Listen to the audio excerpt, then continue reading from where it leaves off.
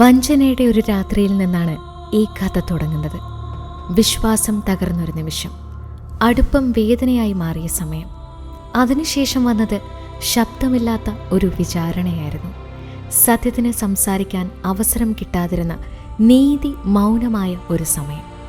പരിഹാസത്തിൻ്റെ കിരീടമായി മുള്ളുകൾ തലയിൽ ചാർത്തി വേദനയെ തന്നെ അവൻ്റെ മേൽ ചുമത്തിയപ്പോൾ മനുഷ്യൻ്റെ ക്രൂരത അതിൻ്റെ പരമാവധി കണ്ടു. അതിനുശേഷം അവൻ ചുമന്നത് ഒരു ക്രൂശ് മാത്രമല്ല, ലോകത്തിൻ്റെ മുഴുവൻ ഭാരമായിരുന്നു.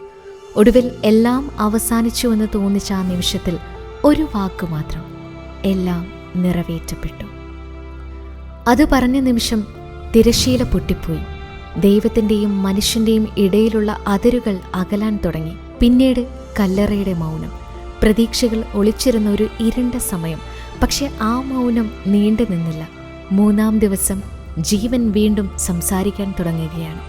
കല്ലറ ശൂന്യമായി, ഇരുട്ട് പിന്മാറി, ദൈവപുത്രൻ ഉയർത്തെഴുന്നേറ്റു. ഇതൊരു ഓർമ്മപ്പെടുത്തലാണ്. വഞ്ചനകൾക്കും വേദനകൾക്കും തോൽവികൾക്കും നമ്മളെ അവസാനിപ്പിക്കാൻ കഴിയില്ല എന്ന ഓർമ്മപ്പെടുത്തൽ. മൗനമായ നിമിഷങ്ങൾക്കപ്പുറം ഒരു പുതിയ ശബ്ദമുണ്ടാകും. ഇരുട്ടിനപ്പുറം ഒരു പ്രഭാതം തീർച്ചയായും ഉറപ്പാണ്.